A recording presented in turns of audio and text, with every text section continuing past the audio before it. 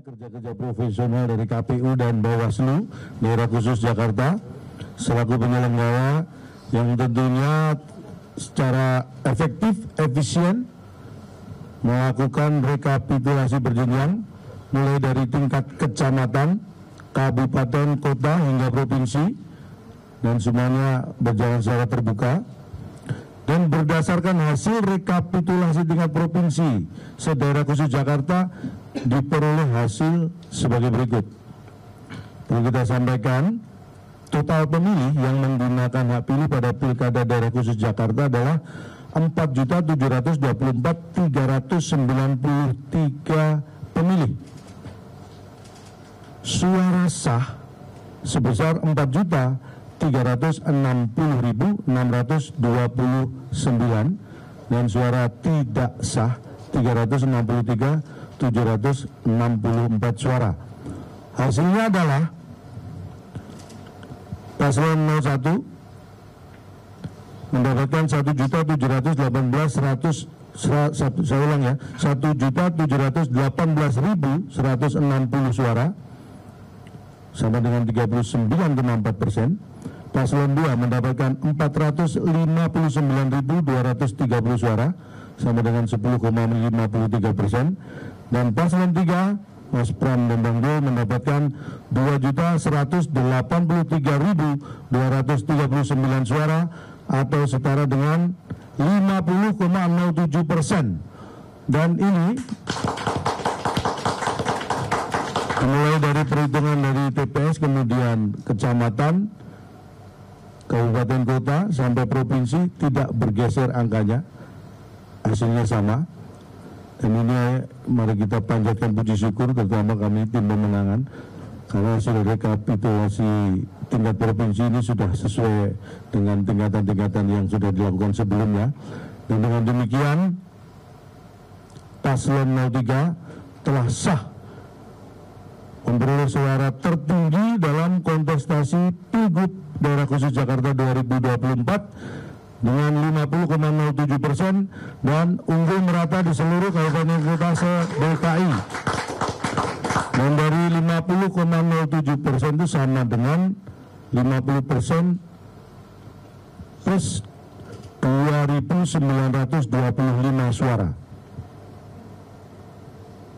Dan ini kita menyambut baik karena ini adalah kemenangan warga Jakarta, kemenangan kita semua, dan ini akan lebih mempercepat kalau memang nanti hal-hal yang tidak kita inginkan tidak terjadi ya.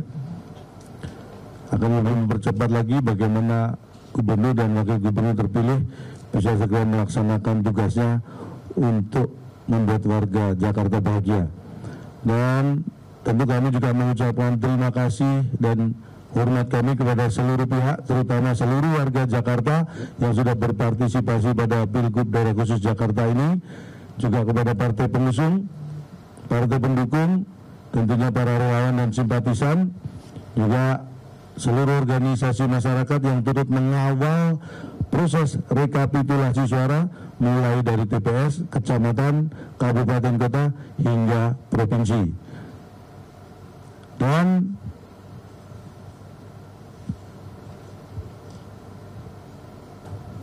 Mas Bram dan Bang Dul juga mengucapkan terima kasih kepada seluruh pihak yang sudah mensukseskan Pilgub Daerah Khusus Jakarta ini. Sekali lagi penghargaan tertinggi dari Mas Pram dan Bang Dul untuk seluruh warga Jakarta. Dan juga terima kasih dan penghormatan untuk seluruh penyelenggara pemilu, KPU, Bawaslu yang sudah profesional dan transparan di seluruh tahapan pemilu. Juga kepada aparat TNI Polri yang sudah secara profesional melakukan pengamanan pemilu sehingga masyarakat Jakarta bisa bebas memilih tanpa intervensi dan tekanan. Karena ini adalah hajatan demokrasi rakyat Jakarta yang harus tetap kita jaga dan kita pertahankan.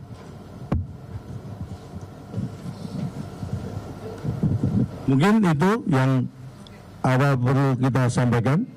Kalau ada yang perlu ditambahkan dari Pak Ketua, Mas Pres, Pak Sekretaris mungkin akan menambahkan.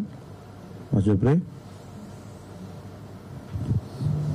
Silakan Mas Renat. Mas Abi, Om Pras, nggak ada tanggapan, kita langsung lempar ke teman-teman. Kalau ada pertanyaan, 1, 2, 3 pertanyaan ya. Putu dulu, Kompas TV, 1, ada lagi, 2 dulu ya, silakan. Biasa, kenalan dulu, dari mana, dan lain-lain.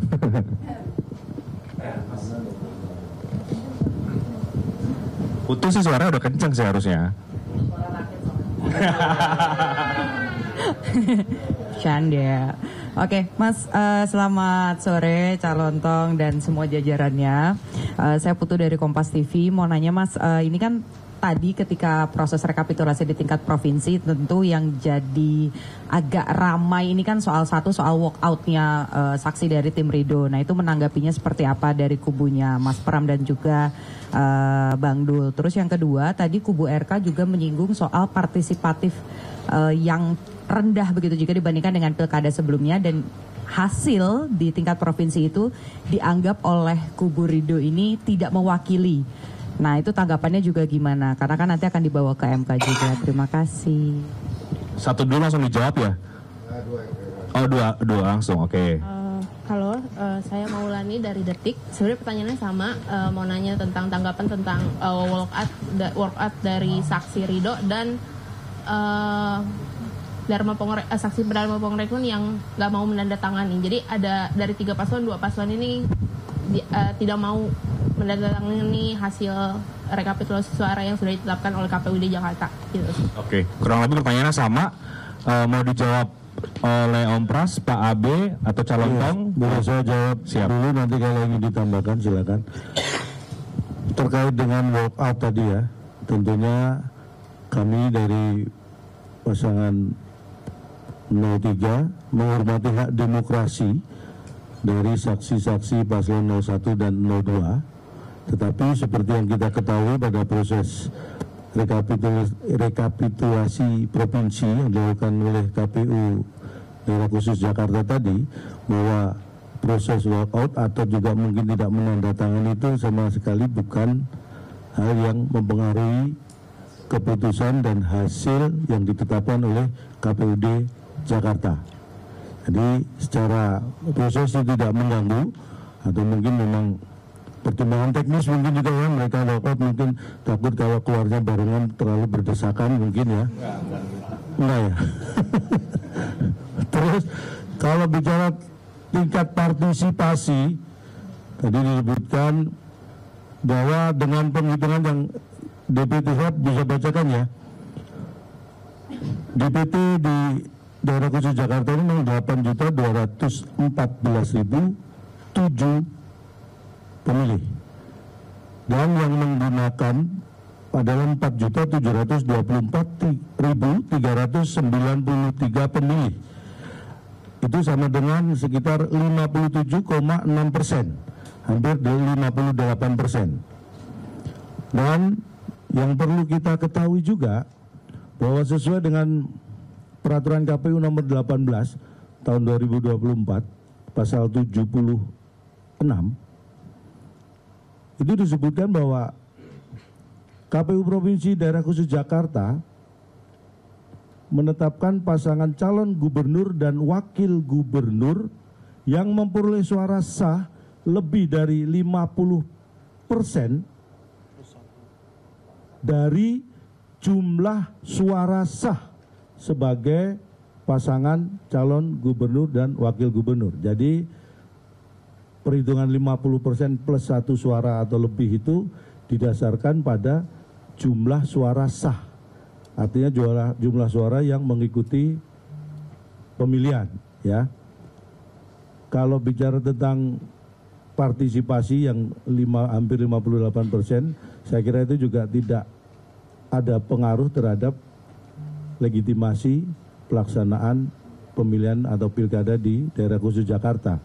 Karena bagaimanapun juga yang dilakukan KPUD, kemudian dalam kaitannya membagikan C1, itu sudah disampaikan juga. C6 maksud kami, C6.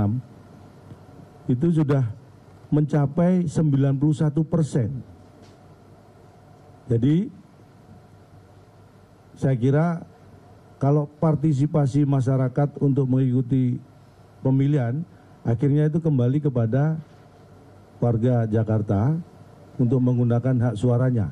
Jadi saya kira penyelenggara pemilu sudah sangat profesional melaksanakan tugas, karena 9% yang tidak terdistribusi pun itu sudah sangat jelas alasan-alasan teknisnya yang tadi juga sudah disampaikan di rapat pleno terbuka tadi. Jadi saya kira mungkin itu yang bisa saya sampaikan. Kalau ada ditambahkan, Pak Abe, Mas Pras. Terima kasih Pak Ketua, Cak Lontong, dan teman-teman sekalian.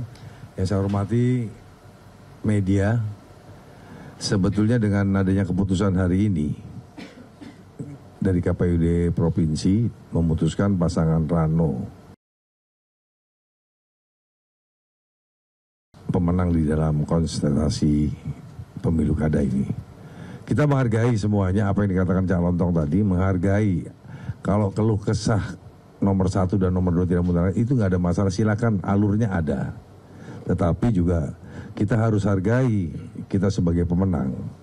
Yang kedua, dengan terjadinya pemilu serentak tahun 2024 ini, itu juga hal yang mudah. Kalau bicara masalah partisipasi masyarakat Jakarta, itu paling tertinggi. Ada yang lebih rendah Padang, lebih rendah Medan, lebih rendah, ya kan? Ini kok nggak dimasalahin gitu loh. Jadi saya minta juga untuk 01 silakan ke Mahkamah Konstitusi, tetapi saya sarankan ini jaraknya sangat jauh. Kalau cuma bedanya 1% itu mungkin bisa, ini hampir 10% bedanya. Ini kan juga jangan mengada-ngada gitu. Jadi saya minta tolong sekali lagi, dengan pesta demokrasi yang baik di Jakarta ini jangan dirusak dengan kepentingan-kepentingan yang tidak masuk di akal. Karena bukan apa, kita pernah kalah, kita pernah menang. Kita sekarang kita menang terus terganggu-ganggu. Ya saya rasa itu jangan sampai terjadi ya. Ini udah baik, dan saya juga terima kasih kepada masyarakat Jakarta. Sekali lagi masyarakat Jakarta yang datang ke partisipasi ke TPS. Saya juga terima kasih dengan TNI Polri yang telah menjaga keamanan. Hari ini juga Jakarta baik-baik dengan suasana yang baik, ada hawa hujan tapi dingin-dingin semua, itu yang harus dijaga. Jadi saya minta sekali lagi silakan teman-teman 1 ataupun 2 untuk memprotes, ya silakan ada tempatnya MK. Saya rasa itu. Terima kasih. Oke, Bendahara juga baru datang, Bang Charles. Mungkin Bang Charles ada yang mau disampaikan kepada warga Jakarta dan juga teman-teman media menyikapi keputusan dan juga rekapitulasi penetapan dari KPU tadi. Ya, terima kasih. Mungkin saya hanya ingin menambahkan satu hal saja. Saya dalam beberapa hari ini sudah sempat bertemu dengan masyarakat keliling Jakarta, dan rata-rata memang sudah mengharapkan adanya pemerintahan baru di Jakarta yang siap bekerja ya untuk segera bisa menyelesaikan permasalahan warga Jakarta.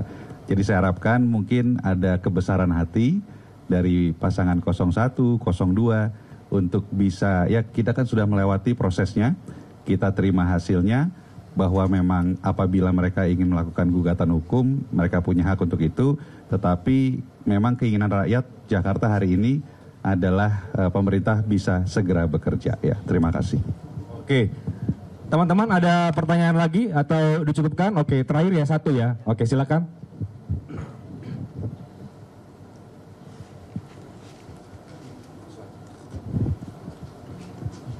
Permisi Cak Lontong dan juga jajaran sekalian, perkenalkan saya Diki dari Garuda TV. Saya ingin menanyakan mengenai tadi kan sempat disinggung oleh Bang Prasetyo Edi Marsudi mengenai gugatan di MK. Karena kan kemarin sempat tim hukum dari Ridho itu akan mengajukan gugatan PHPU Pilkada 2024 ini ke MK. Nah, dari kubu tim hukum dari Mas Pram dan Bang Dul ini, bagaimana menyikapinya dan juga apa yang akan dipersiapkan oleh tim hukum, tim Mas Pram dan juga Bang Dul, karena di sisi lain juga dari pihak tim hukum Ridho mengklaim bahwa terdapat kecurangan-kecurangan yang terjadi dalam proses pilkada ini. Terima kasih.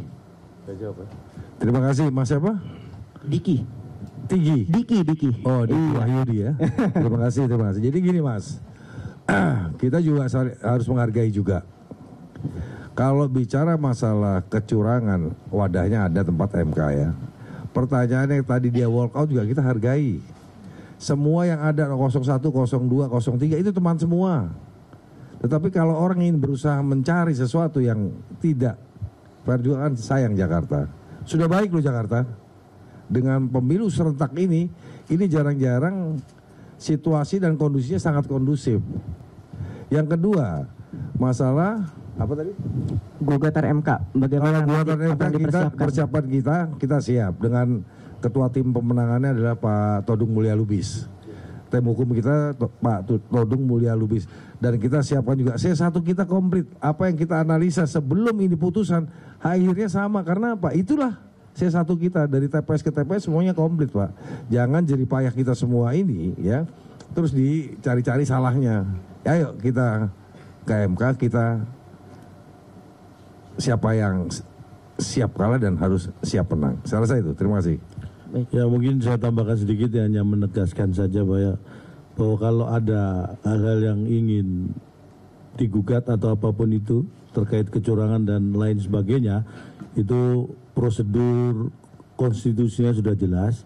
Tetapi yang perlu saya sampaikan adalah dari awal saya sebagai ketua tim pemenangan Mas Pram dan Bang Dul itu selalu diamanahkan oleh beliau berdua, dan beliau berdua adalah paslon yang taat pada aturan konstitusi, dan kita juga diwanti-wanti tim pemenangan ini untuk selalu taat pada aturan konstitusi terkait dengan pemilihan atau pilkada di daerah khusus Jakarta. Jadi kalau hal-hal yang terkait kecurangan, saya kira dari awal kita orang-orang yang teguh pada konstitusi. Jadi insya Allah itu jauhlah dari kita ya. Terima kasih. Oke, cukup ya teman-teman semua. Kita tutup konferensi persnya. Intinya kita menghargai apapun sikap yang diambil oleh paslon lain. Kita bersyukur karena KPUD sudah menetapkan secara sah Mas Pram Bang Dul menang satu putaran. Dan tentu harapan kami adalah Gubernur dan Wakil Gubernur yang baru, Mas Pram Bang Dul bisa bekerja karena warga Jakarta butuh pemimpin yang baru yang akan mewujudkan mimpi-mimpi Jakarta ke depan. Terima kasih semuanya, terima kasih rekan-rekan media. Selamat sore, assalamualaikum warahmatullahi wabarakatuh. Oh, mau foto?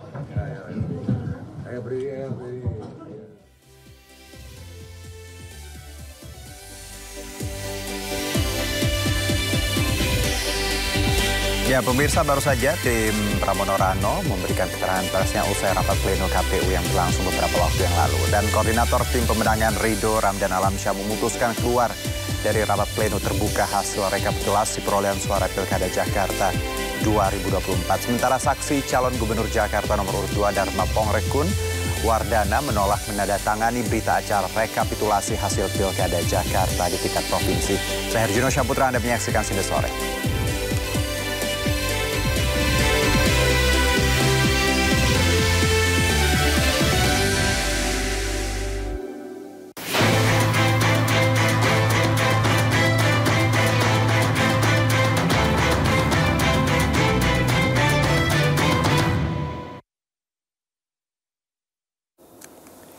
KPU Jakarta telah resmi menetapkan hasil rekapitulasi Pilkada 2024. Pasangan nomor urut 3 Pramono Rano unggul dengan suara 50,07%.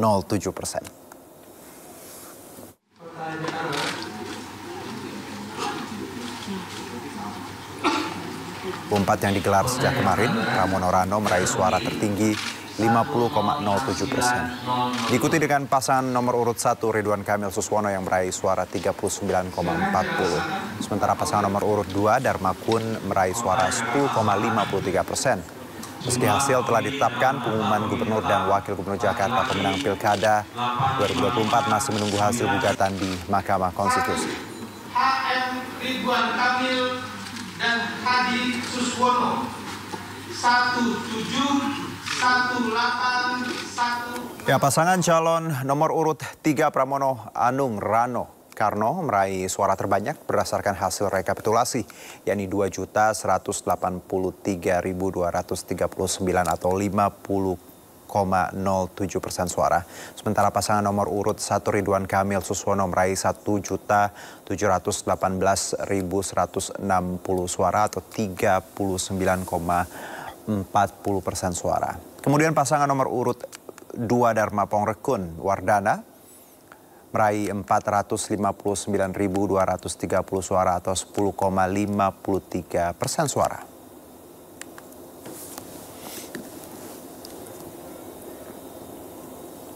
Menetapkan hasil pemilihan gubernur dan wakil gubernur daerah provinsi daerah khusus Jakarta tahun 2024 dengan perolehan suara sebagai berikut. 1. Pasangan calon nomor 1 atas nama HM Ridwan Kamil dan Haji Suswono dengan perolehan suara sah sebanyak 1.718.160. 2. Pasangan calon nomor urut 2 atas nama Komjen Pol Purnawirawan Dharma Pongrekun, SIK MM Hum dan Dr. Insinyur Erkun Wardana Abioto dengan perolehan suara sah sebanyak 459.230. 3. Pasangan calon nomor urut 3 atas nama Dr. Insinyur Pramono Anung Wibowo, MM dan Haji Rano Karno SIP atau Sidul dengan perolehan suara sah sebanyak 2.183.239. Ketiga, hasil pemilihan gubernur dan wakil gubernur Provinsi Daerah Khusus Jakarta tahun 2024 sebagaimana dimaksud dalam diktum 1 dan diktum kedua ditetapkan dan sekaligus sebagai pengumuman pada hari Minggu tanggal 8 bulan Desember tahun 2024 pukul 16.01 waktu Indonesia bagian Barat.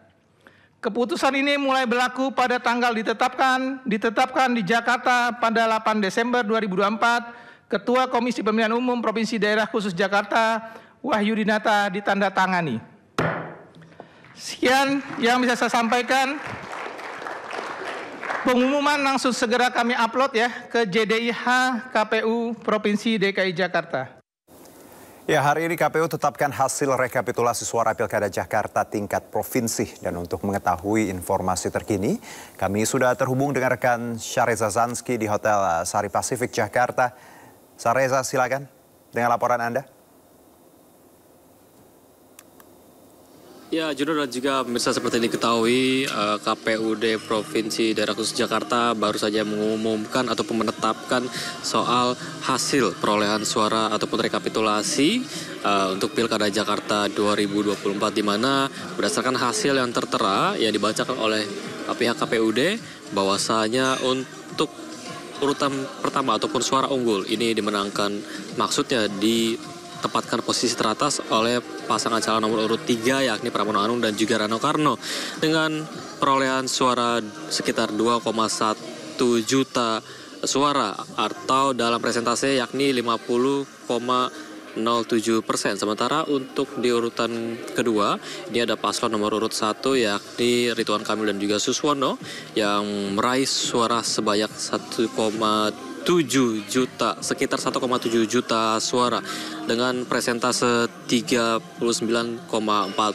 Lalu disusul dengan posisi paling terbawah yakni paslon nomor urut 2 yakni Dharma Pongrekun dan juga Kun Wardana yang meraih suara sekitar 450.000 suara dengan presentase 10,53%. Dengan ini KPUD Jakarta menetapkan hasil rekapitulasi suara, namun tidak serta-merta melakukan penetapan terhadap mereka yang menduduki posisi pertama untuk menjadi gubernur baru, mengingat KPUD Jakarta mengumumkan akan mempersilahkan adanya sengketa yang nantinya akan diajukan oleh siapapun termasuk oleh para paslon, nantinya akan diajukan ke Mahkamah Konstitusi, sehingga dari pihak KPUD Jakarta sendiri ini mempersilahkan para paslon untuk mengajukan sengketa ke MK dengan durasi 3 hari yang dimulai pada esok hari yakni pada hari Senin tanggal 9 Desember 2024. Namun Juno dan juga pemirsa, jika nantinya tidak ada pengajuan sengketa dari para paslon yang keberatan atas penyelenggaraan Pilkada Jakarta 2024, mereka pihak KPUD Jakarta akan langsung mengumumkan ataupun menetapkan gubernur baru Jakarta untuk 2024, di mana ini di paslon nomor urut 3 yakni Pramono Anung dan juga Rano Karno yang mendapat suara sebanyak 2,183.239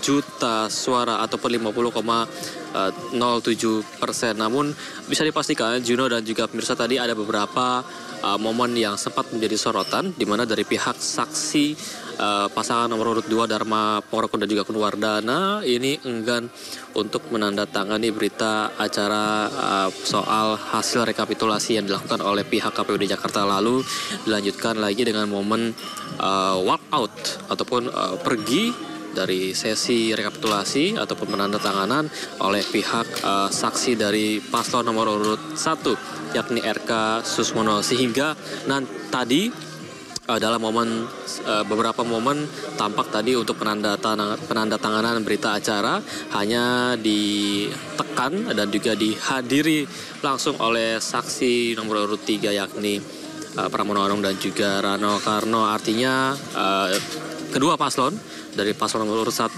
dan juga 2 enggan untuk menandatangani berita acara soal hasil rekapitulasi yang dilakukan oleh KPUD Jakarta. Namun bisa ditegaskan kembali Juno dan juga pemirsa, apabila nanti ada sengketa ini jika tidak ada sengketa dalam 3 hari itu saja, pihak KPUD langsung bisa menetapkan gubernur baru berdasarkan hasil rekapitulasi suara yang sudah ditetapkan pada hari ini oleh KPUD Jakarta. Dan untuk diketahui juga Juno dan juga pemirsa bahwasanya rekapitulasi pada hari ini di tingkat provinsi ini terjadi setelah pihak KPUD Jakarta melakukan rapat pleno terbuka setelah rekapitulasi suara tingkat kabupaten dan juga kota, sebagaimana ada 6 wilayah tentunya yang sudah dihitung, di mana ada Jakarta Pusat, Jakarta Utara, Selatan, Barat, dan Kepulauan Seribu dan lain sebagainya. Dan inilah yang menjadi tahap final pada hari ini, yakni rekapitulasi di tingkat provinsi. Namun untuk bisa ditegaskan kembali Juno dan juga pemirsa, dari pihak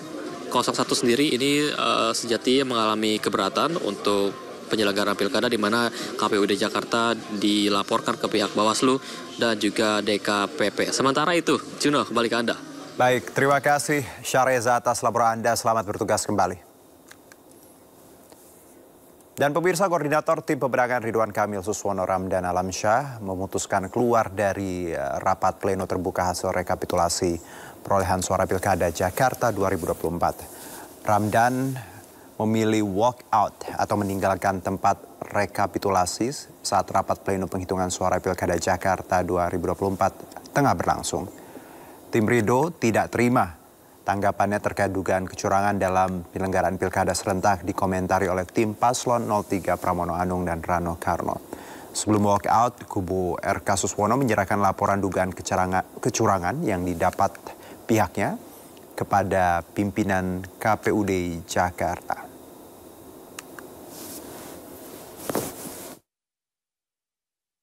Kami 01, pasangan 01 Pak Ridwan Kamil dan Suswono, apapun yang terjadi hari ini kami akan melakukan proses hukum dan kami akan melanjutkan ini tentunya sesuai dengan konstitusi yang digariskan oleh undang-undang kita akan ajukan ke Mahkamah Konstitusi untuk kita mencari sebuah keadilan mana sesungguhnya yang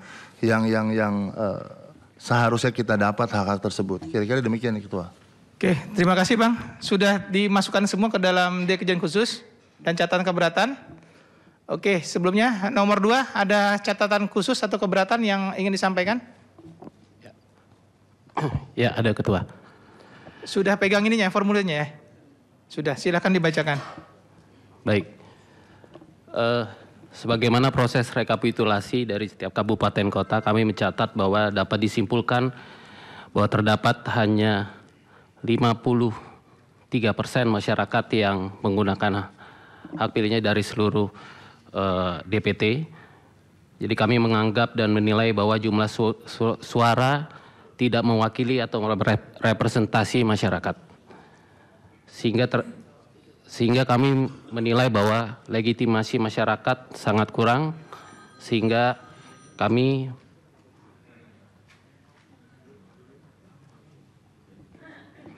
menganggap dan menilai bahwa jumlah suara tidak mewakili representasi masyarakat secara keseluruhan. Yang kedua, terdapat suara tidak sah sebanyak 10% yang tentunya akan mempengaruhi jumlah perolehan suara. Kemudian kejadian Pinang Ranti, di mana surat suara sudah dicoblos dan belum ada tindak lanjut dari rekomendasi Bawaslu. Pemirsa, tim pasangan calon nomor urut 3 Pramono Anung Rano Karno menilai tingkat partisipasi masyarakat merupakan hak konstitusi dari pemilih. Proses pemilihan Gubernur Jakarta 2024 ini sudah berjalan dengan baik dan transparan. Nomor 3 menilai proses pemilihan gubernur kali ini sudah berjalan cukup baik, mantap dan lancar dengan salah satu yang setelah dibacakan 90,23% C pemberitahuan sudah terdistribusi ke masyarakat, kepada pemilih. Dan sisanya itu dengan berbagai alasan seperti pindah alamat, tidak dikenal, kemudian berubah status, kemudian meninggal dunia, kemudian tidak berada di tempat. Bahkan ada yang pindah memilih dan lain sebagainya. Dan itu relevan dengan DPT dan serta yang terdistribusi. Untuk partisipasi itu hak konstitusi masing-masing pemilih atau warga. Paslon nomor 3 sangat mengapresiasi proses pemilihan gubernur dan wakil gubernur tahun 2024 ini dan sudah cukup berjalan baik dan sangat. Ya, Komisi Pemilihan Umum DKI telah menyelesaikan rekapitulasi perolehan suara Pilkada Jakarta 2024. Hasilnya pasangan nomor urut 3 Pramono Anung Rano Karno meraih suara terbanyak, yakni 2.183.239 suara atau 50,07%. Sejumlah drama tersaji dalam rapat pleno hari ini. Saksi calon Gubernur Jakarta nomor urut 2 Dharma Pongrekun Kunwardana menolak menandatangani berita acara rekapitulasi, hingga koordinator tim pemenangan Ridho yaitu Ramdan Alamsyah dari pasangan nomor urut 1 memutuskan keluar dari rapat pleno. Dan untuk membahas ini sudah bersama kami ada Bang Iwan Tarigan, jubir tim Pramono Rano, dan juga dari tim RK Suswono ada Bang Ramdan. Oke, yes, halo Bang Ramdan. Dan juga ada Bang Iqbal Holidin, ya, peneliti Perludem. Baik, terima kasih semuanya sudah bergabung bersama kami. Saya langsung ke Bang Ramdan dulu deh. Bang Ramdan, tadi kita melihat bagaimana rekapitulasi berjalan dan Anda juga tadi walk out. Kenapa alasannya dan ada apa Bang? Apa yang ingin Anda sampaikan? Oke, baik, begini. Ketika kami menilai bahwa ada sesuatu yang memang harus diselesaikan terlebih dahulu, ya, yakni mengenai laporan-laporan kami, boleh dikatakan sampai detik ini tidak ada berkelanjutan, ya, tidak ada tanggapan secara tertulis hasil daripada pelaporan. Kami melaporkan lebih dari 180 terkait permasalahan tidak tersampaikannya C6. Berdasarkan datanya KPU sendiri, ini yang perlu kita lihat, ya, bahwa KPU menyadari betul adanya tidak distribusi kurang lebih 800.000. 800.000 itu banyak, Pak. Dengan berbagai macam alasan, ada yang pindah, ada yang meninggal dan sebagainya. Artinya apa? Kami sejak awal sebelum terjadinya rekapitulasi ini sudah melaporkan itu. Bahkan lebih dari 10 hari. Berdasarkan yang namanya peraturan Perbawaslu sendiri, mekanisme pelaporan itu wajib ditangani 2 hari untuk diberikan pemberitahuan minimal dilanjuti atau tidak, gitu loh. Dan dalam satu minggu itu, ya, sudah harus diputuskan. Nah, yang menjadi masalah kami melihat dengan kacamata kami sendiri dan pelaporan baik kami sadur dari teman-teman media di wilayah, bahkan teman-teman sendiri di relawan dan sebagainya, bahwa memang kami melihat Bawaslu DKI Jakarta terutama berkaitan dengan penegakan Bapak Sabdo ini tidak konsisten terhadap apa yang dia omongin. Gitu loh. kami menemui beliau beberapa hari lalu dengan tegas dan lugas, normatif. Ya, kami proses kok seluruh laporan. Kami terima, bukan kami proses, kami terima laporan itu. Pertanyaannya, kalau hanya sekedar menerima laporan, ya kami juga punya bukti. Pelaporan itu diterima. Pertanyaannya adalah dijalankan atau tidak. Gitu loh, ditindaklanjuti atau tidak. Permasalahannya tidak ditindaklanjuti. Nah, apa yang kami dalilkan dari setiap laporan kami, dibuktikan sendiri hari ini di pleno. KPU menyatakan ada 800.000. Nah, tidak terdistribusinya surat suara. Apakah itu kemudian hanya dianggap sebagai hal yang biasa saja? Karena kita tahu ada pemilih itu 8 juta yang memang kemudian menggunakan hak suaranya 4 juta yang tidak didistribusikan suaranya itu 800.000. Belum lagi ditambah jumlah suara tidak sah yang ada di kisaran 300.000. Jadi apa yang diberikan anggaran oleh KPU ya dari pemerintah berkaitan dengan pelaksanaan pemilu ini, pesta rakyat, itu juga harus dihargai. Jangan dianggap partisipasi itu adalah hak. Kita coba berpikir secara modern, Pak. Bahwa yang namanya memang betul memilih atau tidak memilih adalah hak daripada setiap orang. Akan tetapi kan itu mekanisme yang namanya promosi, yang namanya kemudian pelaksanaan sosialisasi. Ini KPU ini hanya mensosialisasikan orang-orang tertentu yang adanya hanya di hotel-hotel bintang 5, bahkan hotel-hotel mewah, tapi tidak turun ke bawah untuk mensosialisasikan pentingnya demokrasi itu berjalan. Bang Ramdan, gitu kita loh. dapat poinnya tadi ya, ada terkait laporan C6, distribusi yang Anda nilai 800.000 tidak terdistribusi, plus juga suara yang tidak sah, akhirnya mencederai proses tadi yang tentunya hasil ini yang juga Anda kritisi. Nah, kalau saya ke Bang Iwan, tentunya Anda dan tim juga menyambut baik bagaimana sebenarnya hasil hari ini. Tapi di satu sisi bagaimana ada kritikan ya, ada juga penolakan dari beberapa paslon. Bagaimana Pramono Rano menanggapi ini? Ya, terima kasih Mas Juno. Ya. Jadi kita kalau untuk perbaikan KPU tentunya pasti kita dorong. Tapi bagaimana juga kan kita harus ilmiah. Dari pemilu ke pemilu itu memang 90% itu untuk pemberitahuan. Saya sampaikan lagi kepada Bang Ramdan, itu bukan undangan tetapi pemberitahuan. Jadi sebenarnya C6 itu tidak diterima oleh masyarakat pun. Dia bisa datang ke TPS dengan menggunakan KTP dan itu menurut data KPU sudah 90% didistribusikan dan itu dari tahun ke tahun itu mirip, sama saja itu. 90% itu pasti terdistribusi, 10% itu pasti ada post majornya ya, mungkin ada yang meninggal, pindah, macam-macam ya. Apa tidak di rumah kosong, macam-macam. Itu teknisnya biasanya. Tetapi yang kita harus pahami untuk keikutsertaan yang tahun ini sedikit menurun dibandingin tahun-tahun berikutnya. Ini juga bukan dialami Jakarta saja, tetapi di semua daerah. Ya, baik itu Jakarta masih lumayan, Sumatera Utara itu cukup rendah juga.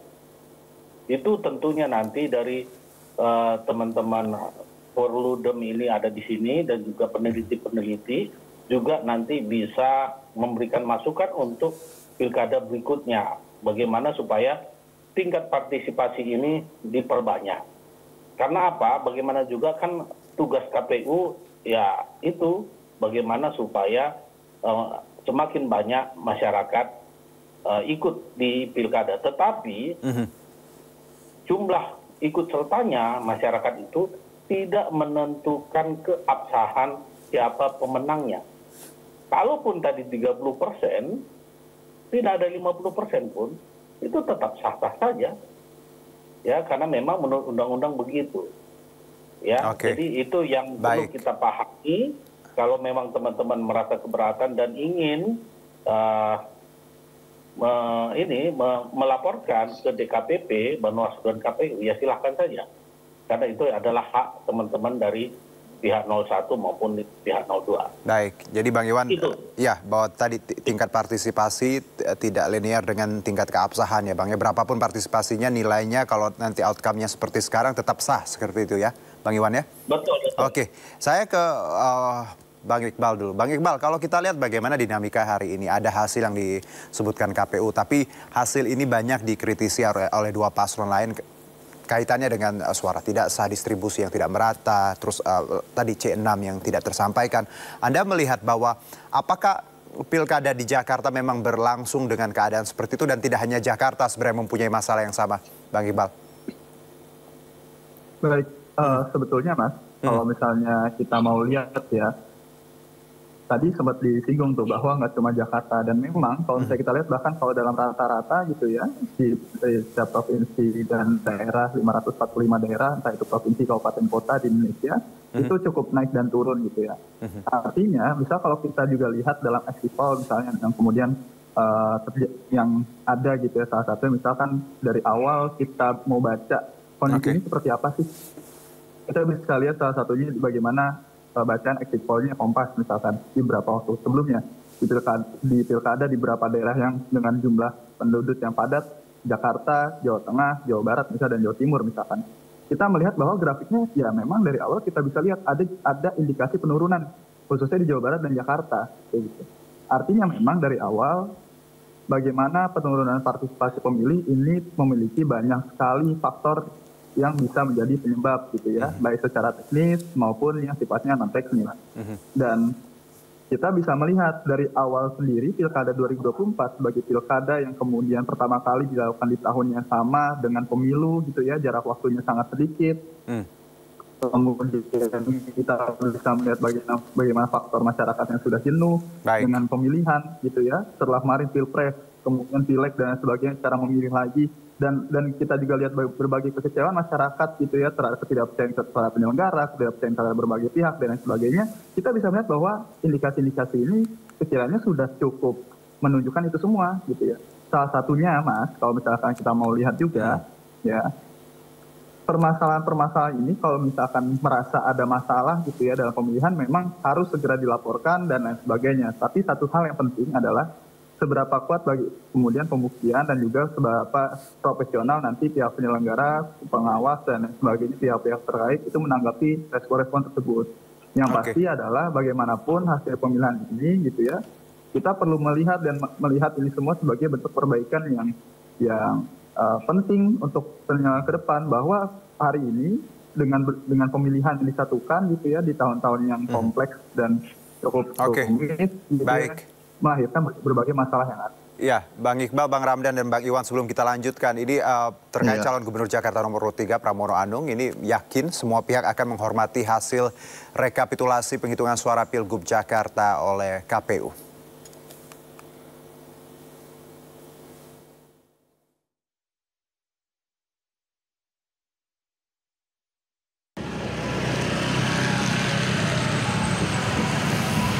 Pramono mengatakan mekanisme rekapitulasi suara di Pilkada Jakarta 2024 sudah digelar secara terbuka. Ia pun memuji proses penghitungan suara yang dinilai terbuka, termasuk leluasan masyarakat dalam mengakses data KPU. Politisi PDI Perjuangan ini juga menghormati langkah yang ditempuh kubu pasangan calon lainnya dan wajar pihak yang tidak sependapat menempuh upaya apapun yang terpenting sesuai dengan koridornya.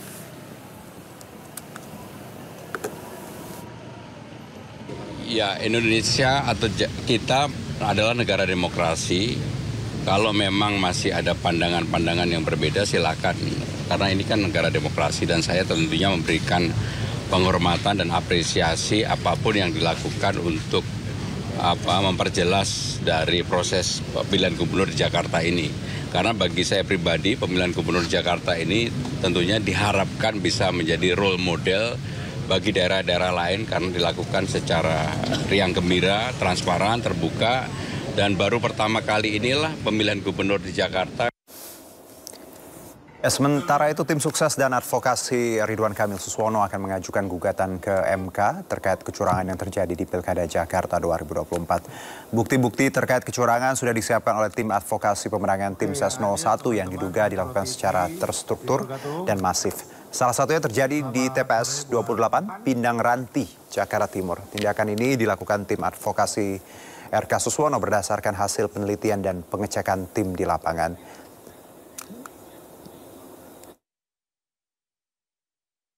Melaksanakan proses pilkada penuh, kekurangan dan kecurangan yang dilakukan dengan orang yang tidak terkait dengan KPU dan petugas KPPS di lapangan.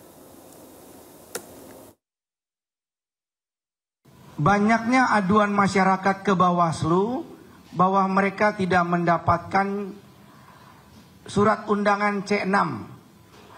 Ini masif terjadi di semua TPS dan ini adalah salah satu faktor yang menyebabkan rendahnya partisipasi masyarakat dalam pilkada kemarin, yang menjadikan pilkada kemarin adalah pilkada terendah partisipasi masyarakat sepanjang sejarah pilkada di DKI Jakarta, yang ujungnya membuat pilkada tersebut tidak memiliki legitimasi yang kuat, sehingga ini adalah kesalahan atau tanggung jawab dari KPU DKI Jakarta yang kemarin sudah kita laporkan kepada DKPP. Baik, sebelum ke Bang Ramdan, saya ke Bang Iqbal dulu. Singkat Bang, kalau kita bicara rencana dari tim 01 untuk melakukan gugatan ke MK, ada selisih suara yang cukup tinggi ya, signifikan, 10%. Apakah Anda melihat bahwa dari angka selisih ini dengan misalnya data-data tadi kecurangan dan hal-hal yang dibawa 01 bisa merubah semuanya, atau ada celah di sini kalau dari Anda, Bang Iqbal? Oke, kami pikir itu perlu dicari alasan yang paling kuat gitu Mas. Misal kalau misalkan alasannya misalkan karena kurangnya distribusi form C6 misalkan, atau kemudian karena mereka ingin menyalahkan rendahnya partisipasi publik karena penyelenggara. Saya pikir tanggung jawab peningkatan partisipasi publik dalam pemilihan itu bukan hanya penyelenggara aja, tapi setiap elemen itu punya kewajiban tersebut. Partai politik misalkan, mereka punya kewajiban untuk kemudian melakukan pendidikan politik, untuk kemudian mengajak partisipasi masyarakat, untuk kemudian memberikan calon yang memang memiliki keterwakilan yang kuat gitu ya, merupakan pilihan ataupun merupakan hal yang condong digandrungi oleh banyak orang. Kemudian penyelenggara, ya tentu mereka perlu untuk memastikan baik teknis non teknis itu berjalan dengan baik dan lain sebagainya, untuk kemudian memastikan kepercayaan publik meningkat. Artinya kalau misalkan alasannya itu hanya karena penyelenggara, saya kira kurang tepat gitu ya. Tapi bukan berarti bahwa penyelenggara tidak bisa dikritik. Tentu harus dikritik ketika memang ada yang kurang kayak gitu. Tentu itu harus dikritik dan itu harus menjadi evaluasi gitu ya. Tapi bukan berarti kita hanya menyalahkan satu pihak saja, bagi kami melihat seperti itu. Oke, Bang Ramdan langsung Bang. Rencana ke MK, lalu apa yang akan dibawa nantinya kalaupun memang rencana ini jadi? Yang pasti kami begini ya Mas, Mahkamah Konstitusi itu banyak sekali menerima kasus yang berkaitan dengan pemilu, baik pemilu pilpres, pemilihan umum legislatif maupun pilkada. Dan rujukan-rujukannya itu sudah jelas. Kita ambil contoh di 247 putusan Mahkamah Konstitusi itu jelas, hanya berpikir dan berbicara tentang bagaimana distribusi yang namanya C6 itu tidak maksimal, yang kemudian hasilnya itu di PSU gitu loh. Jadi kami sangat yakin bahwa masih ada rumah besar hukum ya, Mahkamah Konstitusi, tempat kami mengadu, daripada kami mengadu kepada Bawaslu yang sudah capek kita bolak-balik, kita temui orangnya juga sudah, bahkan beberapa ketua-ketua wilayahnya enggan untuk melaksanakan rapat pleno, ada aja alasannya, yang sakit lah, yang pleno ke sana ke sini, banyak sekali alasan. Dan mereka itu tahu ketika sebuah laporan itu hanya bisa dibatasi waktu sekian hari, dan mereka tuh sengaja, ya kan, oknum-oknum ini membuang waktu gitu loh. Dan inilah yang dipertunjukkan, kecuali kami ini, kita ini bukan orang hukum, nggak ngerti hukum kan gitu, nggak ngerti tata birokrasi, maka itu silakan saja dilakukan untuk orang awam. Akan tetapi apa yang mereka lakukan itu bagian dari gerakan tersistem ya kan, sistematis, kemudian masif, bahwa TSM ini dari kacamata hukum kami sudah sangat jelas terjadi gitu loh. Tadi dikatakan, oh bisa kok menggunakan KTP. Coba, ini kan teman-teman ada di sini pengamat atau pemantau pemilu dan sebagainya. Lihat mereka, apakah mereka banyak? Hanya 16.000 manusia di seluruh DKI yang hanya menggunakan KTP. Artinya apa? Anggaran hampir 1 triliun yang diberikan oleh pemerintah kepada KPU, termasuk untuk sosialisasi itu tidak maksimal pada akhirnya. Oleh karena itu kami meminta dan menuntut bahwa demokrasi ini harus kita jaga, Mas. Jadi tidak hanya sekedar bicara pesertanya dikit, kemudian yang lain-lain tidak penting gitu loh. Baik, buat Bang kami Ramdan. adalah bagaimana demokrasi ini berjalan dengan semestinya. Pemerintah sudah melakukan upaya-upaya memberikan pendanaan kepada KPU sebagai penyelenggara dan Bawaslu sebagai sebagai polisinya pemilu, ya silakan gitu loh. Dan di sini kan dipertontonkan bahwa demokrasi itu semau-maunya diterapkan gitu loh, Pak. Kita dapat poinnya. Saya langsung ke Bang Iwan. Bang Iwan, silakan Anda menanggapi sekaligus closing statement. Silakan. Iya, kalau keberatannya Mas Ramdan itu ya wajar-wajar saja ya. Tetapi kita harus lihat datanya. KPU itu sudah menyampaikan 90%.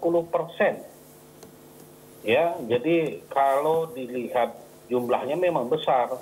Ya, tadi ada sekitar berapa? 800 ya. Tetapi kalau lihat persentasinya itu sudah 90%. Saya rasa Mas Ramdan saja jadi KPU mungkin hanya nyampainya 90% juga, nggak mungkin 100. Ya. Nah, kalau memang tingkat partisipasi tadi kenapa rendah, ini perlu dicari tahu. Jangan menyalahkan KPU saja ya, tetapi kita perlu cari tahu, perlu cari tahu. Tetapi kita juga harus paham kekecewaan masyarakat itu terhadap Kimples yang memboikot demokrasi itu juga menyakitkan masyarakat. Itu harus dipahami. Baik, Bang Iwan. Oke. Kimples ini memboikot yang membuat beberapa daerah itu gini ya, Mas, untuk masalah itu, jadi itu jangan menyalahkan KPU saja. Tetapi coba ambil baik, Bang Iwan. Seperti itu. Baik. Ya, jadi itu juga adalah salah satu yang membuat masyarakat banyak enggan datang ke TPS. Jadi ini yang perlu dipahamin. Kalau kami yang dari satu partai ini, Bang Iwan. ini kan satu partai saja melawan 12 partai. Jadi kami menggerakkan masa kami itu sudah maksimal. Apakah yang 14 partai ini sudah digerakkan masanya belum ke Bang TPS? Iwan, terima kasih. Jadi itu harus dipahami. Kita dapat Ya, Mas poinnya. Ramdan, ya. Baik. Bang Ramdan, singkat saja Bang, dikit saja Bang, silakan. Begini, buat kami silakanlah kalian mau berdalil apapun. Pada prinsipnya kami hanya menjalankan koridor hukum yang memang diberikan oleh undang-undang. Kami melaksanakan itu, Mahkamah Konstitusi nanti bisa memutuskan apakah memang akan adanya pemilihan umum secara ulang di Jakarta, karena memang carut-marut demikian. Dan silakan saja berargumentasi apapun, mau membahas Kimples dan sebagainya, bahwa hak kami akan kami tegakkan dan kami meyakini bahwa Rumah Besar Hukum Mahkamah Konstitusi akan memberikan yang terbaik. Ketimbang kita melapor sekali lagi ke Bawaslu dan KPU yang selama ini cuci tangan. Terima kasih. Terima kasih Bang Ramdan, Bang Iwan, juga Bang Iqbal ya. Sehat-sehat untuk kita semua prosesnya. Insya Allah. Ya, kita hasilnya ada. Kalau yang merasa mengganjal silakan gunakan jalurnya karena ini negara demokrasi. Sekali lagi terima kasih untuk semuanya. Sehat-sehat Bang. Amin, thank you. Dan pemirsa, dari hasil pleno rekapitulasi suara Pilkada Jawa Barat, ada 4 daerah yang melakukan gugatan ke MK. Informasi lengkapnya sesaat lagi.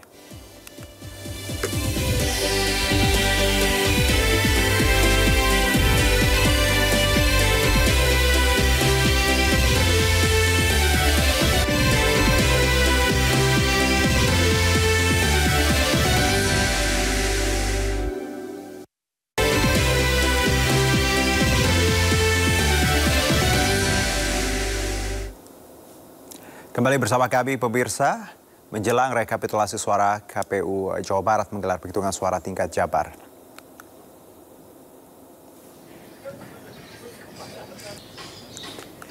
Dari hasil pleno rekapitulasi, Sabtu kemarin ada 4 daerah yang melakukan gugatan ke MK terkait hasil penghitungan suara. 4 daerah tersebut diantaranya Kabupaten Subang, Kabupaten Bandung Barat, Kota Depok, dan Pangandaran.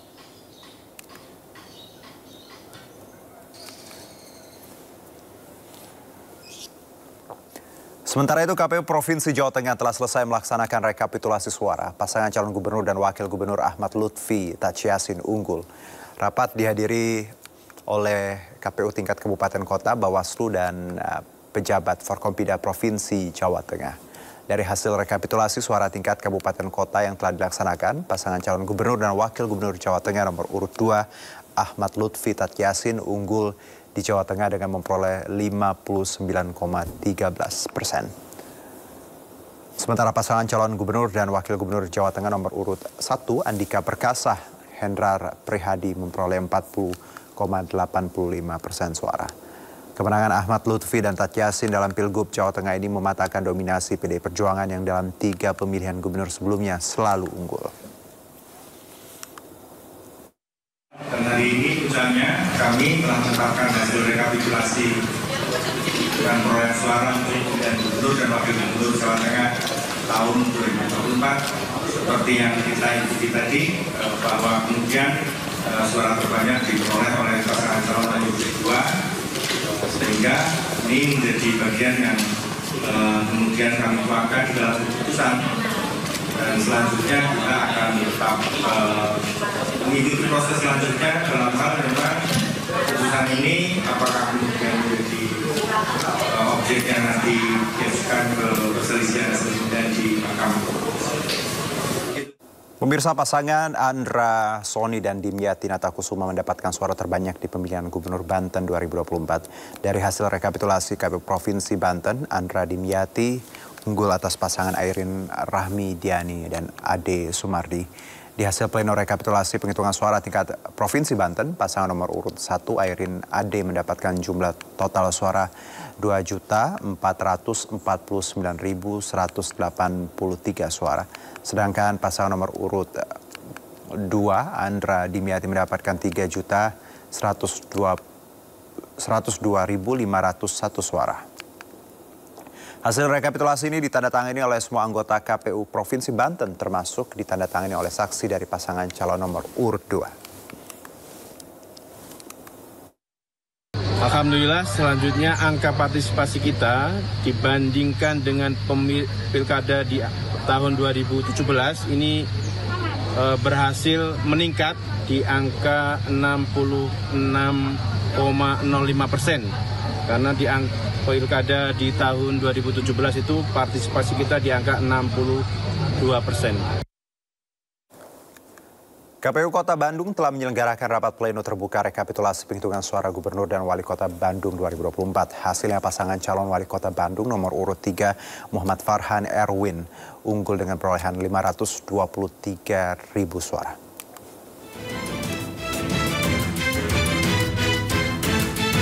Penyelenggaraan rapat pleno terbuka untuk pemilihan Gubernur Jawa Barat dan Wali Kota Bandung digelar Komisi Pemilihan Umum Kota Bandung pada Jumat petang. Hasilnya, pasangan calon Wali Kota dan Wakil Wali Kota Bandung nomor urut 3, Muhammad Farhan Erwin, unggul dengan perolehan 523.000 suara. Sementara pasangan calon Gubernur, Wakil Gubernur Jawa Barat, Deddy Mulyadi, Erwan Setiawan, menang dengan perolehan 698.334 suara. Ketua KPU Kota Bandung Hoirul Anam Gumilar memaparkan untuk pemilihan Wali Kota dan Wakil Wali Kota Bandung, paslon nomor urut 1 meraih 83.498 suara, nomor urut 2 427.448 suara, nomor urut 3 523.000 suara, sedangkan nomor urut 4 sebanyak 137.672 suara.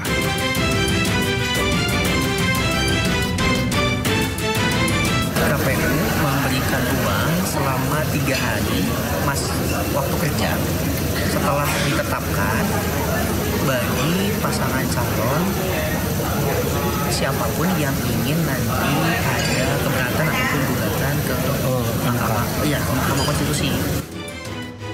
Pasangan Muhammad Farhan Erwin mengucapkan syukur mereka juga akan melakukan konsolidasi internal termasuk mengawal hasil rekapitulasi suara sampai pelantikan. Saudara-saudara sekalian, pada kesempatan kali ini kami mohon izin untuk mengucapkan terima kasih kepada koalisi Partai Bandung Utama sebagai koalisi pendukung. Terima kasih juga kepada KPU Bawaslu sebagai penyelenggara. Terima kasih juga kepada seluruh pihak yang telah menunjukkan komitmen luar biasa untuk menjaga kelancaran dari Pilwalkot 2024 ini. Tak hanya itu, pasangan ini juga bersiap menyusun tim transisi untuk mewujudkan janji-janji politik sesuai tagline pada setiap program dari visi unggul, terbuka, amanah, maju, agamis. Dari Bandung, Jawa Barat, Billy Maulana Fingran, iNews melaporkan.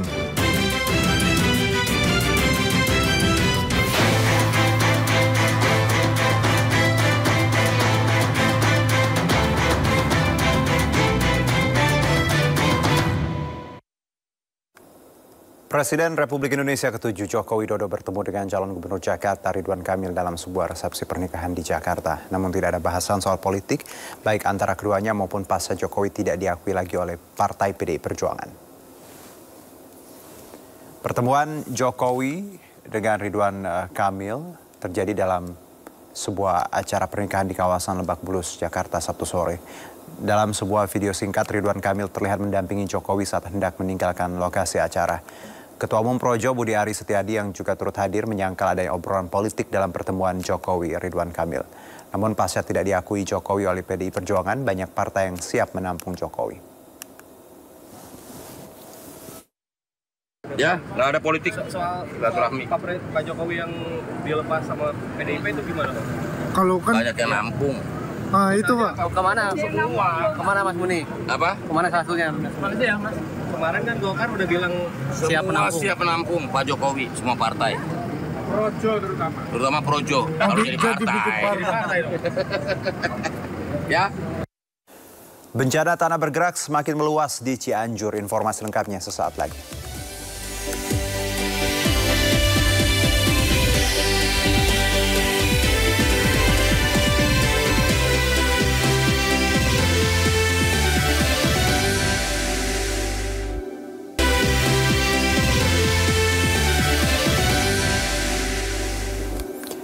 Kembali bersama kami, pemirsa. Cuaca ekstrim menyebabkan pergerakan tanah di sejumlah titik di wilayah Sagaranten, Kalibunder, tempatnya di Kampung Cisaguh, Desa Mekarsari, Kecamatan Sagaranten, Sukabumi, Jawa Barat. Jalan penghubung antar kecamatan ini ambles sedalam 4 meter sepanjang 500 meter. Bahkan kondisi jalan juga retak dengan lebar 2 meter. Akibat kejadian itu, arus akses jalan menuju Kalibunder, Jampang, Kulon, dan sekitarnya tidak bisa dilalui kendaraan roda 4. Meski demikian, banyak pengendara yang tetap nekat melintas di jalan ini lantaran jalan tersebut merupakan akses satu-satunya warga untuk beraktivitas. Selain tanah amblas, di jalan ini tertimbun tanah longsor hampir menutupi badan jalan.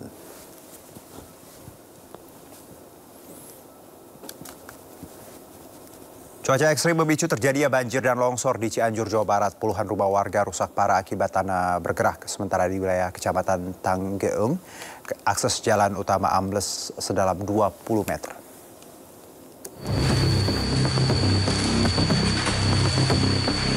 Usai dilanda banjir dan longsor, puluhan rumah warga di Cianjur, Jawa Barat rusak parah. Akibatnya puluhan kepala keluarga mengungsi ke tempat yang lebih aman. Kondisi sejumlah rumah warga saat ini roboh bahkan nyaris rata dengan tanah. Dari data pihak desa setempat, 74 rumah warga terdampak, 29 rumah diantaranya rusak berat, 25 rumah rusak sedang, dan 20 rumah rusak ringan.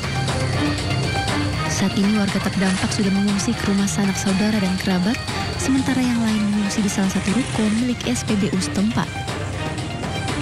Diketahui sebelumnya sebanyak 18 kepala keluarga yang mengungsi berjumlah 22 orang.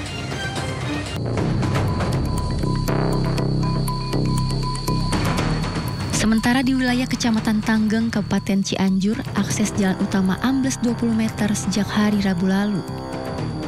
Hingga kini petugas bersama warga masih membersihkan material longsor dengan menggunakan alat berat. Warga gotong royong menjaga lokasi yang bisa dilalui oleh sepeda motor. Warga berharap agar pemerintah bisa cepat melakukan penanganan terkait longsor agar warga bisa kembali melakukan aktivitas. Dari Cianjur, Jawa Barat, Muhammad Andi Isyan, iNews melaporkan. Ratusan rumah di Kabupaten Cilacap, Jawa Tengah masih terendam banjir akibat luapan Sungai Ciberem. Banjir yang terjadi sejak Kamis lalu di 3 desa di Kecamatan Sidareja, Kabupaten Cilacap merendam 700 rumah warga. Banjir akibat Sungai Ciberem meluap setelah diguyur hujan deras selama beberapa jam.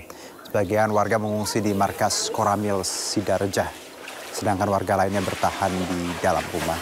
Masih tingginya curah hujan membuat warga khawatir banjir semakin bertambah tinggi.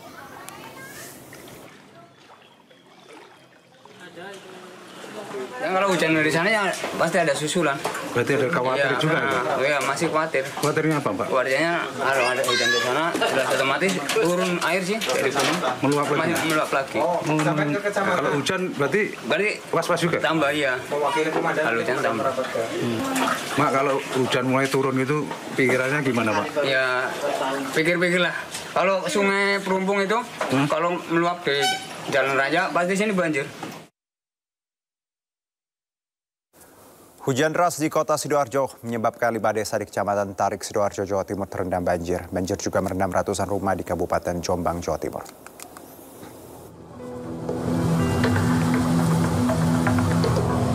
Lima desa di wilayah Tarik Sidoarjo yang terdampak banjir yakni Desa Banjarungu, Gempol Klutuk, Kemuning, Mergosari, dan Desa Kalimati.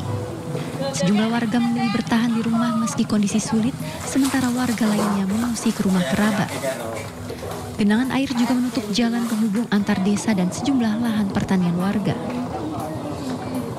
Saat ini ada 5 desa yang masih ada genangan, dan itu pun tidak secara keseluruhan di desa itu. Hanya daerah yang di sekitaran Afur, karena luapan air yang ada di Afur sehingga sampai pada permukiman warga. Sementara itu di Jombang, Jawa Timur, banjir merendam ratusan rumah warga di Desa Kedung Betik, Kecamatan Kesambet. Menurut warga, banjir tersebut sudah terjadi sejak hari Jumat. Warga menyayangkan karena sudah 2 hari banjir, belum ada bantuan dari pemerintah setempat.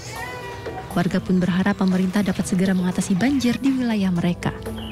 Dari Sidoarjo dan Jombang, Jawa Timur, Tim Liputan iNews melaporkan.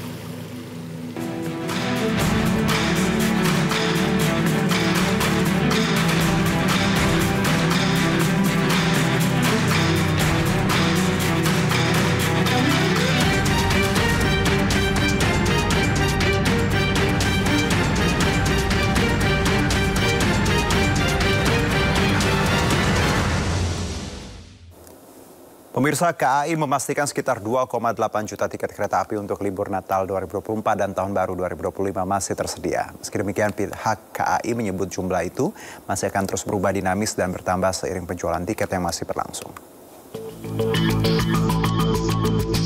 Sekitar 2,8 juta tiket kereta api untuk libur Natal 2024 dan Tahun Baru 2025 masih bisa dibeli per Kamis 5 Desember 2024. PT Kereta Api Indonesia Persero sendiri menyediakan 3.572.588 tempat duduk untuk perjalanan di periode Natal dan Tahun Baru. Adapun hingga 5 Desember 2024, tercatat 739.418 tiket sudah terjual.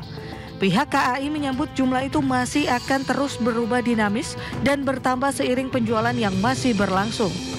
Sementara itu, tiket paling banyak terjual adalah kereta api jarak menengah atau jauh, yakni 730.525 dari total 2.770.864 tempat duduk. Sedangkan kereta api lokal baru terjual sebanyak 8.893 tiket atau 1,11% dari 801.724 jumlah tempat duduk. Sebagai informasi, pemesanan tiket kereta api jarak menengah dan jauh bisa dilakukan H-45 keberangkatan. Sedangkan tiket kereta api lokal baru bisa dipesan H-30 serta H-7 sebelum keberangkatan. Selain itu, KAI mengoperasikan kereta api ekonomi PSO pada masa libur Natal dan Tahun Baru. Penjualan tiket tertinggi kategori kereta ini ditempati KA Erlangga relasi Pasar Senen Surabaya Pasar Turi, KA Bengawan relasi Pasar Senen Purwosari, dan KA Sri Tanjung relasi Lempuyangan Ketapang.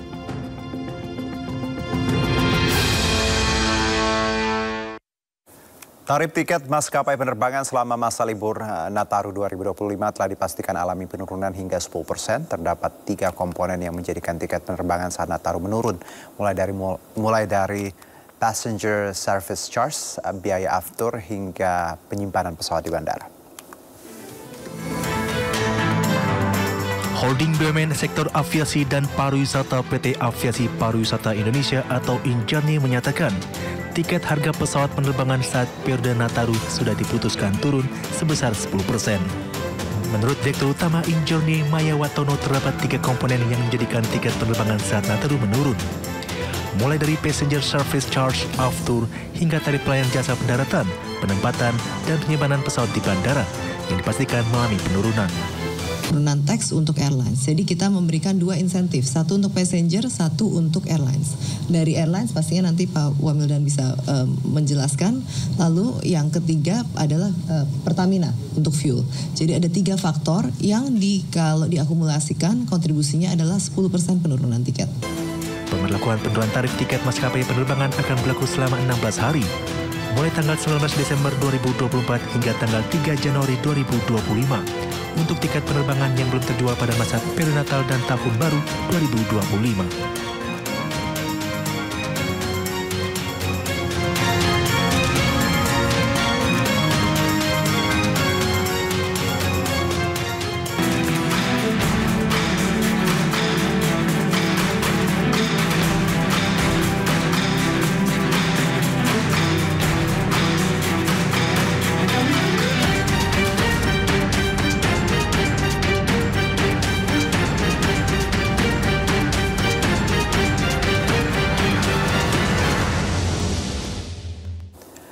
Semarak tradisi budaya Bakpia Day yang digelar di Yogyakarta akan kami hadirkan usai jeda berikut.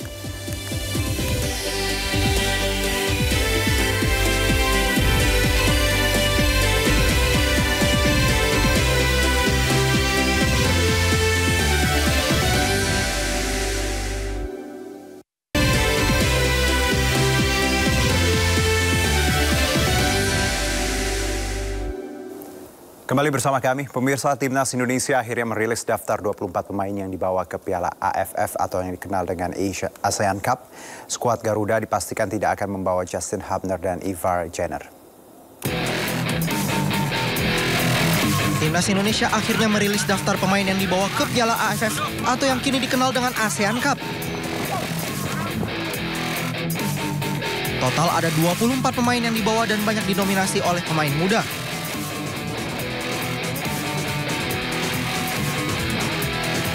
Namun beberapa langganan Timnas Indonesia senior juga dibawa.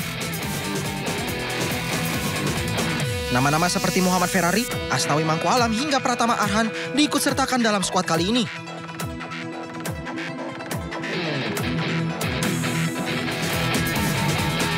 Sementara banyak pemain keturunan yang tidak dibawa ke turnamen ini. Justin Hubner dan Ivar Jenner yang sempat masuk rencana tidak dibawa Shin Tae-yong ke ASEAN Cup 2024.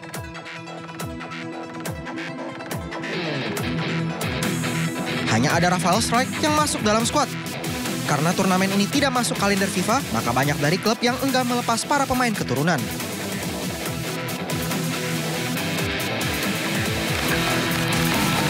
Di ASEAN Cup 2024, Timnas Indonesia tergabung di grup B bersama Vietnam, Laos, Myanmar, dan Filipina. Laga pertama skuad Garuda adalah melawan Myanmar di Yangon pada Senin 9 Desember 2024. Ratusan warga dan wisatawan antusias mengikuti acara tradisi budaya Bakpia Day yang digelar di Kampung Sentra Industri Bakpia Patok, Ngampilan, Yogyakarta. Mereka rela berdesak-desakan dan berebut gunungan bakpia di tengah derasnya hujan.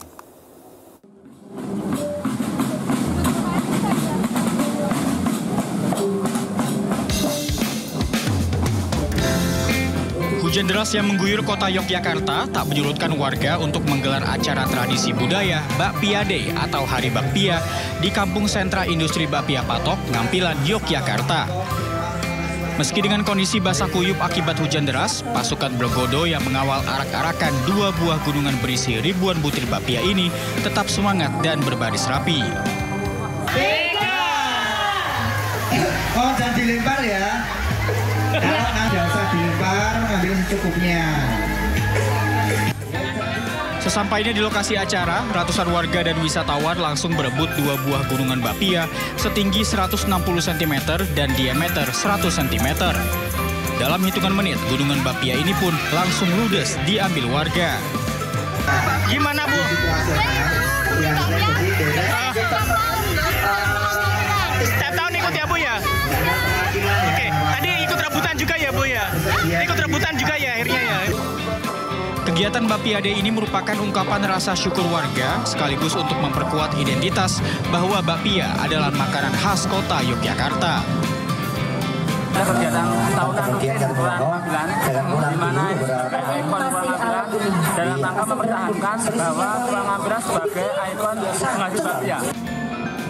Di samping arak-arakan gunungan bakpia, kegiatan ini juga dimeriahkan oleh aneka macam seni budaya lokal.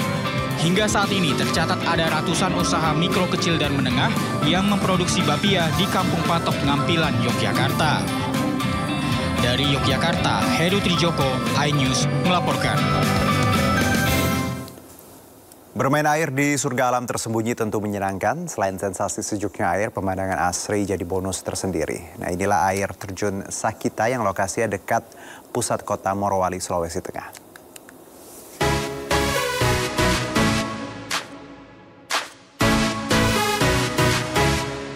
Air terjun Sakita merupakan salah satu surga alam Morowali yang kaya akan sejarah dan keindahan alamnya. Terletak di wilayah Desa Sakita, Kecamatan Bungku Tengah, Kabupaten Morowali, Sulawesi Tengah. Sakita terkenal sebagai desa yang asri, dikelilingi lereng-lereng pegunungan yang masih alami. Berkunjung ke Morowali, sayang rasanya jika tak menyempatkan singgah ke air terjun Sakita yang lokasinya pun tak jauh dari pusat kota loh. Hanya sekitar 15 menit saja berkendara dari wilayah Bungku menuju Desa Sakita. Untuk kendaraan roda 4 tak dapat menjangkau titik air terjun karena medan yang cukup terjal dan licin. Bagi Anda yang suka wisata alam, air terjun Sakita bisa menjadi pilihan saat berkunjung ke Morowali nih. Butuh berjalan kaki melewati trek yang sedikit curam untuk sampai lokasi air terjun. Ini dia air terjun Sakita. Jadi buat Anda yang cinta sama alam, wajib banget datang ke air terjun Sakita karena lokasi ini tidak jauh dari pusat kota Morowali dan airnya juga jernih dan segar banget.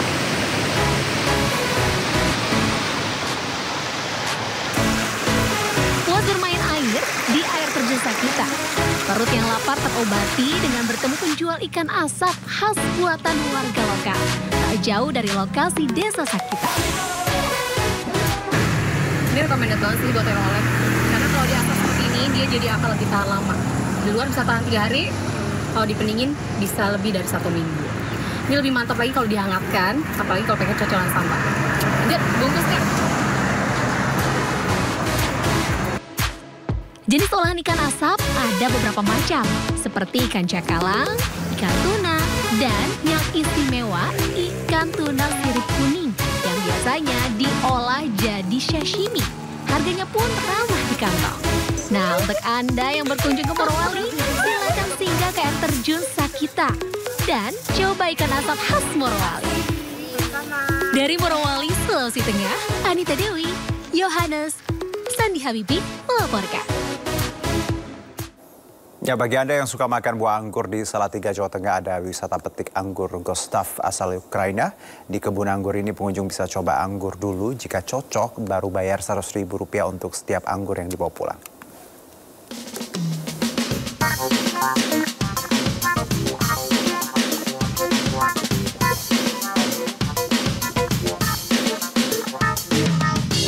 Melihat buah anggur ini, rasanya ingin ikut mencobanya ya. Ya, tidak hanya tampilannya saja yang cantik, rasa buah anggur Gustav asal Ukraina ini juga manis. Nah, buah anggur Gustav bisa ditemukan di perkebunan greenhouse atau rumah hijau, sebuah perkebunan anggur yang berlokasi di Desa Mangunsari, Kecamatan Sidomukti, Kota Salatiga, Jawa Tengah. Di sini, para pengunjung bisa menyantap buah anggur dari hasil petikan tangan sendiri dari pohonnya. Sebelum membeli, para pengunjung bisa mencicipi langsung anggur dari pohonnya. Jika dirasa cocok, barulah pengunjung diwajibkan membayar Rp100.000 untuk anggur yang dipetik dan dibawa pulang. Meski lahannya tidak terlalu luas, namun perkebunan ini kerap ramai didatangi para pengunjung dari berbagai daerah, terutama saat akhir pekan dan libur panjang. Seger, enak, manis, terus menyenangkan pokoknya. Bisa ada makan keras Bu ya? Bisa kalau icip. Alhamdulillah terjangkau sekali. Perbedaan anggur Gustav dengan anggur biasa dari kulitnya yang lebih tipis, tetapi lebih renyah dan manis saat disantap. Biji di dalamnya juga bisa langsung dimakan dan rasanya tidak pahit. Kebanyakan orang kalau beli di tempat yang supermarket atau di toko buah atau beli di tempat lain kan nggak bisa nyicipin ya. Kalau di sini bisa, silahkan diicipin sepuasnya, merasa cocok sama buahnya baru boleh dipetik, dibawa pulang biar nggak kecewa. Dalam setahun, kebun seluas 20 x 25 meter persegi ini ditanami hampir 100 pohon anggur. Selama waktu tersebut bisa dipanen 2 kali mencapai 100 kg. Dari Kota Salatiga, Jawa Tengah, Lurisa Lulu Anyus melaporkan. Ya, informasi tadi menutup Sindo sore hari ini. Jangan lupa Anda bisa mendapatkan informasi terkini terbaru melalui portal yang menghadirkan berita daerah nasional dan internasional lengkap di sindonews.com. Saya Rujino Syaputra, beserta kerabat kerja yang petugas pamit undur diri. Terima kasih, sampai jumpa.